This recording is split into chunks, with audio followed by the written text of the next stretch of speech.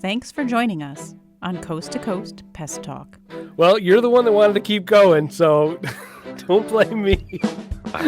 I'm happy to be here. Yeah, okay. At least I'm not in a crawl space. What's up, guys? Thanks so much for tuning in to Coast Pest Talk. I'm your host, Gabe with Pest Patrol, joined by your other host, Andy Sinevsky with Primitive Pest Management up in Syracuse, New York. And we're going to be having a fun conversation about a LinkedIn post that I had made. We'll probably dive into some other topics. A couple quick shouts. Make sure and join our Coast to Coast Pest Talk LinkedIn group. We're really trying to create a community of pest control operators and technicians, and just have a good time, share best practices, and generally grow together. So we'll jump in here. Orkin LinkedIn post. Yeah, I saw that come across, and I thought, oh my goodness. I have converted to the dark side. So yeah, that was the first thing I thought. I was like, okay, Gabe's selling his company now. So Orkin made me an offer. all of a sudden I'm hearing all this. Orkin's pretty good. They're not. What's going on here? What's all this talk? Not happening. Oh my goodness. Well, and actually, before we dive into that, we got a couple things to talk about before that. So, Cully and Foster had us on Pest Posse live. Yes, earlier this week. Super fun. Yeah, that was awesome. And you can check that out on their app and website and Facebook and LinkedIn, I think. Is that like pestpossetv.com? Yeah, I think it's something like that. Yeah, Pest Posse TV. Which is pretty cool. It's always good. I hope that we do the Hollywood Squares version of that same roundtable discussion. I think that would be very cool if we can do a little pest control game show with them. I'll order the buzzers. Yes, we got to get buzzers. We got to get the sound effects, wah, wah, that kind of thing. I think that would be cool. All right, so back to the matter at hand. Gabe posts a love letter to Orkin. Yes. On his LinkedIn, and I saw that, and I had to ask about it. So give us like a little synopsis of what you were saying on there. I think in a nutshell, the thing I was trying to communicate in that was, I think sometimes we, as smaller operators, and I'm speaking largely from just my personal experience, but I think it's fairly common, that as smaller operators, there can be a temptation to pat yourself on the back for things that you have that maybe you're not doing. Like my company has a small town feel. It doesn't have a big corporate feel like Orkin. Everything's not cookie cutter like Terminix, and you sort of pat yourself on the back for something that potentially you're not doing, not out of any sort of like moral or ethical standard that you have, but just because like you're literally not a big enough company to even worry about that. Like you have two guys or three guys, you're probably not going to have this. You're just going to feel more like a mom and pop shop.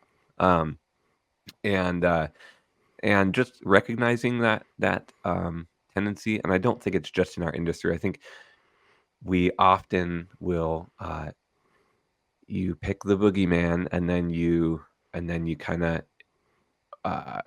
point at that instead of dealing with the issues that you have in your business or your life or your whatever. So okay, that's interesting. So it's like the you have the 2-person company, 3-person company, and they talk about how they have great company culture. Yeah, and you're like, well, yeah, you do. You'd have to, right? Yeah. Unless you're like brawling with the people. Like you're the worst boss ever if you don't have good company culture with 2 people. Half of the team is you. Right. Oh my goodness. And so as you scale something bigger, it gets harder to hold that ship together, right? As the crew gets bigger. Yeah. It's more of a task. Is that what you're kind of saying? Yeah, certainly. And like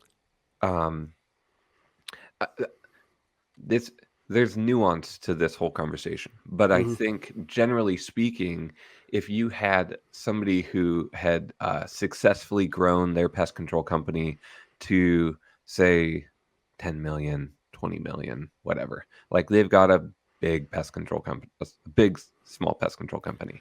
Yeah. That could start getting into that, like, okay, this starts feeling corporate if they wanted to, right? I could see somebody like that being able to, with a lot more weight behind them, lodge the complaint against Orkin or Terminex and say, see, I've successfully grown and scaled a company. I've successfully avoided those traps. And so I'm going to lodge this complaint. But most of us, we haven't even grown to the place where we could even potentially fall into that trap to begin with, And look we're at like, us, look how good we are. We're not corporate because, and you're like, oh, maybe. I mean, Right. I think there's more to the story. And I think it tends to downplay, like, if you have somebody who has, they've built you have a team, you got a board that's built a $2 billion pest control company. Do we really think that there's nothing we could learn, from Sure. anybody in that organization? That's largely it.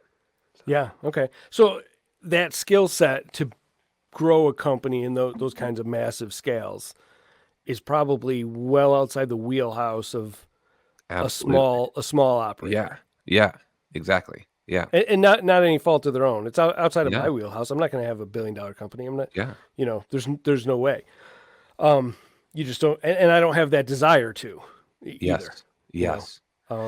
It just, like, in a lot of ways, probably, by the time you've grown to that size and you've got all your C-suite executive team and stuff, like, they're not good pest control technicians, probably. Right? Like, they probably couldn't go and exclude a rodent job well.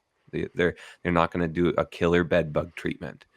But you could have an owner of a 20-person, 50-person team, that still remembered the days when they were out treating and still had skills, right? So I think there is an interesting balance. There's an interplay. Yeah. So now, what I thought of first when I looked at that was, to me, as you go along that spectrum from really tiny one-man operation all the way up to, multi-billion-dollar operation, I think at every step of that progression, there's inflection points where compromises have to be decided on. And you have to go, okay, I'm going to make this compromise. When you go from one person to two people, you're deciding to make some compromise. Okay, I'm not going to know every single customer and do every single job. I'm going to entrust somebody else to do that. Right. Which sounds trivial sometimes. Like to me now it sounds trivial, but to that one, when I was that one person, handing it over to one other person was like, oh my God. Yeah, I'm going to let them go to Mrs. Smith's house and treat for ants and like make sure you do it right and do, like it's a big compromise. And then I think there's those points along the way through that whole process, and you decide to make those compromises if you're going to go to that next level. And I think that as you get into that mega size, you get into those really high, probably that 70 to 100 million and up, all the way up range. You're gaining some things when you make those compromises, but you're giving up other things. That's the nature of a compromise. Yes. And I think what you're giving up is some of the culture, some of the personableness and connection to your customers and to your employees. You're gaining scale and efficiency, and that's not a trivial thing to gain, because that's one of the things that we can't compete with. Yeah, so those efficiencies and scale, like I tell our salesperson, we do only commercial, and our salesperson is specifically targeting companies that aren't looking for one vendor across multiple states, multiple regions, multiple countries, because we cannot compete in that ballpark. Yeah. Now somebody like a Rentokil or can do that sort of thing. That's what they're sort of geared for, and I bless them. That's perfect for people that need that sort of bare minimum pest control across huge geographies. They're built for it, and that's their ideal. Like, that's perfect. Now you get into the smaller range where you have more of a local company or a regional company with a couple locations, whatever. And now you start getting into our wheelhouse where we go, yeah, you should be with us. Like we can Yep. dominate this space. We can Yep. really kick butt for those clients. And then if you get really hyper small, there's even littler guys than us that'll kick our butt, that'll, do restaurants and do, small light commercial things that we would be not as well suited for. So I think there's these compromises that you make, and then these ideal niches that you end up falling into. I think you have problems if you're not matching those. So if you think differently, like if I was going Yeah. after big multinational companies with, locations in Africa and South America and, the West Coast, and be like, yeah, we could service that. Like, no, you can't. Yes. You have to know what your niche is and then just stay within that. An interesting thing, it just struck me as you were kind of giving that paradigm where you have, one person and becomes 2, becomes 10, and all the things you trade. It's interesting. There's, I'm sure this is different for different industries and stuff, but like you have different levels where you may have to compromise certain things for certain periods of time, intentionally or unintentionally. And that probably ebbs and flows, I would guess, throughout that whole range of, you may have to compromise some things at 10 employees just because you don't have the right person in the right seat yet. Yeah. And you may actually compromise less things at 27 employees because you're a little bit bigger and are able to have the right people in the right seat or whatever it is. Yeah. But it struck me that one cool thing with scaling to any degree is, I think, especially for an owner operator, you begin to realize that there's so many people that can do so many things so much better than you can.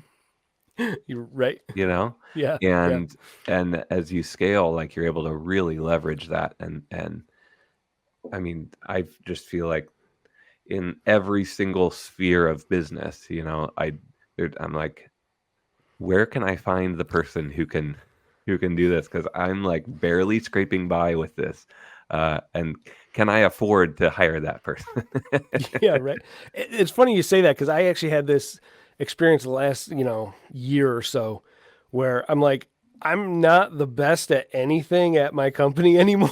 Like I'm not other than maybe like sort of managing our culture and our direction and organizing what's happening. Like I just was coming to the realization, I had to tell this to Holly, my wife here in the office, and I was like, I'm not our best technician. You know that, right? Like I'm like, don't send me. I'm not in the field. Like she'll have like an emergency thing and be like, oh, you got to run out there and do something about it. I'm like, well, no, send somebody else that's good at this. Because like when you stop doing stuff, like it's like if you retired from a sport and all of a sudden now you were like, I don't know, Major League Baseball player. Now somebody's throwing 90-mile-an-hour fastballs and you haven't hit in like 2 years. You're like, oh my God, I can't do this. Like it's the same sort of thing. You lose that, but it's a good place to be, to have like the team around you be better at all their positions than you are. And I think you have to let go of a lot. Like there's an emotional transition to like let go of that ego attachment to being the best at everything. Now, something you said struck a thought in me as well. And I've seen a lot of this where I'll see conversations between people on social media or in person at like industry events or whatever, and they'll get into sort of not arguments but disagreements about this is the best way to do this is the best way to do that, and whatever the case may be. And I've seen a lot of times where it's not, where they're almost both right, and it's a mismatch of one is speaking from a perspective of a solo operator, and the other one is, 10 employees. And then the other one's managing a branch from a large corporation. And they have 3 different views on the exact same thing. And they're kind of all right for their space. And they're arguing like, no, this is how this has to be. And like, no, you're stupid. It has to be that way. But you're right. Like it changes as you go along. What's the right thing to do? Yeah, absolutely. You're totally right. On that, one final closing note on that hiring people that are better than you. I was just getting together with a buddy of mine. He does real estate, so he's like a real estate agent, and he's got like a small team, like a transaction assistant, or I don't know what it is, but Sure. but we were talking about that same topic, and he was, I think he's been in it for like 5 or 6 years, so he's pretty new to real estate, and he's like, I trust whoever it is, but but I still write the contracts or whatever, it's something. And I was like, and I told him, I'm like, but do you actually think that you're like God's gift to contract writing? Like, you think nobody in the whole world that you could hire could write a better contract than you? Like, no, you should totally, like, find somebody Yeah. that's great at that loves it, and get that off your plate if you can. Obviously, sometimes you just have to do things you don't like for seasons, But yeah, it's a good point that you make with this, and we do have a lot of like, oh, the big companies, and yeah, if you use that as a crutch, that's a problem. I like what you said in there about like a lot of people don't have standard operating procedures written down, and they're a make it up as you go every time sort of operation, yeah. which is okay for a time when you're really, really small. But boy, that gets messy in a hurry. And I think it's I would even argue, you've got a 1-man, 2-man team, 3-man team, it's probably okay indefinitely. Like, if you're going to stay that way. Yeah, you could probably run $300,000-$400,000 in sales, no operating procedures, small team, small community, whatever, and Yeah. like have a good life. But don't take pride in how not corporate you are. Like, you couldn't be corporate. Yeah. Like, you could put all the standard operating procedures in place in the world, and you have 3 people. Like, nobody's going to be like, wow, this is just a mega corporation. Like, they're calling in and they're getting Sally Mae on the phone every time, and she's got a sweet Southern twang, and like, you are not corporate, Yeah.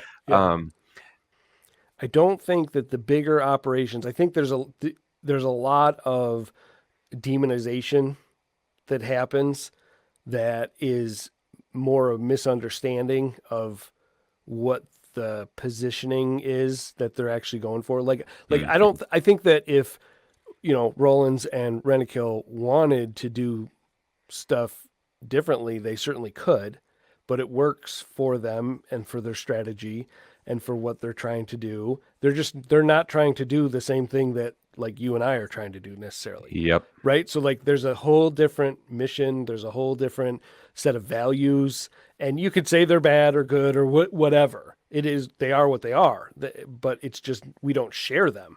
And so just not sharing the same values and missions and goals is fine. I don't want them to be the same as me. Like that takes away my space to live and grow and exist. And in a lot of ways, it would actually be, and I think we don't think about this, but like a company of that weight, if they were trying to play in the exact same lane that you were trying to play in, I don't think they can, just because of the size, But it's actually kind of a terrifying thing to, like, if they like went after you, you're like, okay, they've got a lot of resources, you know. Yeah, you're right. It's a terrifying thing though, because I've looked at like the shortcomings that we see that we play on, and I think to myself, man, you could make like 5 tweaks. Could you fix this in 5 moves and then they'd be like unstoppable? Probably.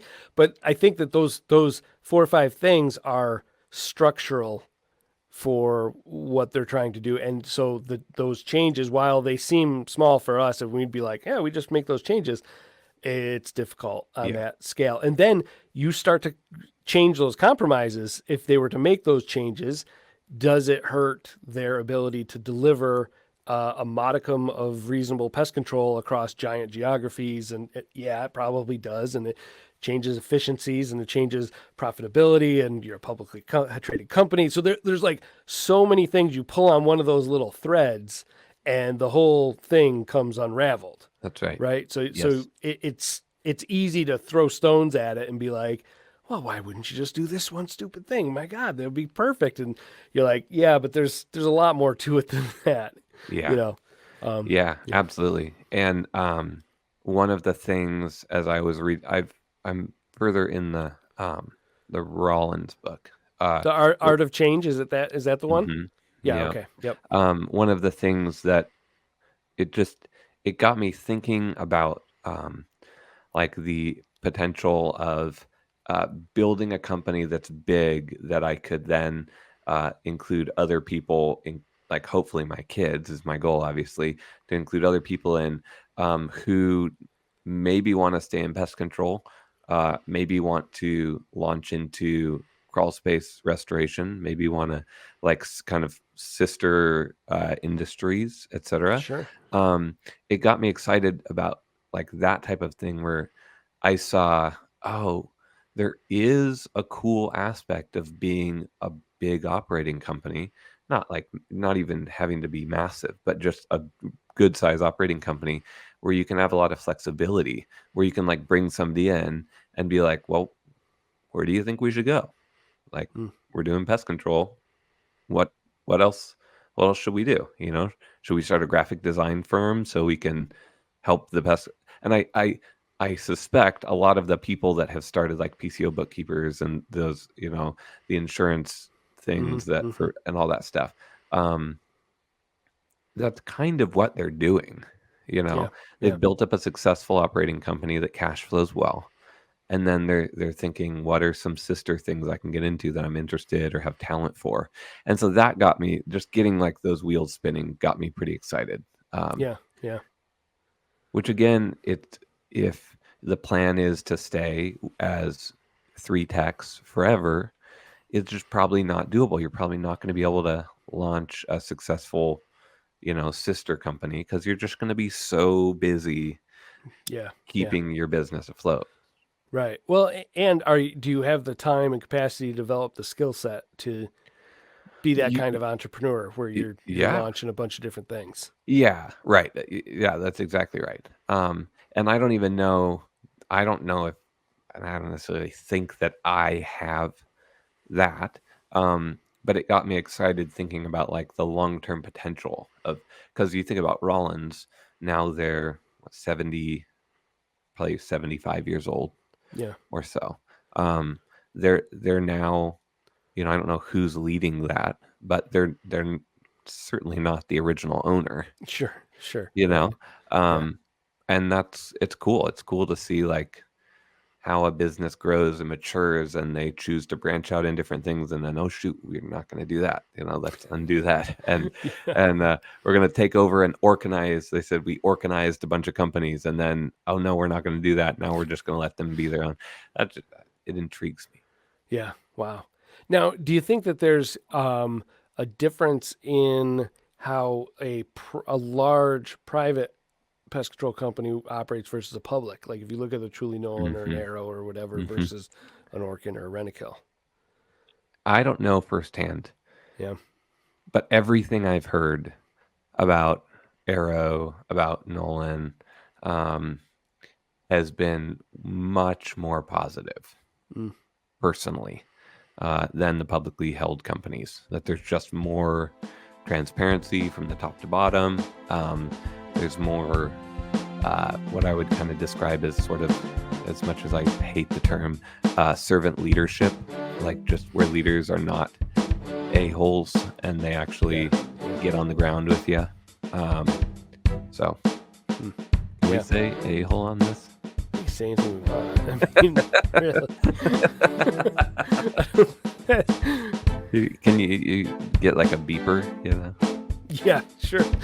Yeah, we'll beat that out. And people are like, what did Gabe say? Oh, no. Gonna ruin your rep. Yeah. Oh, my gosh.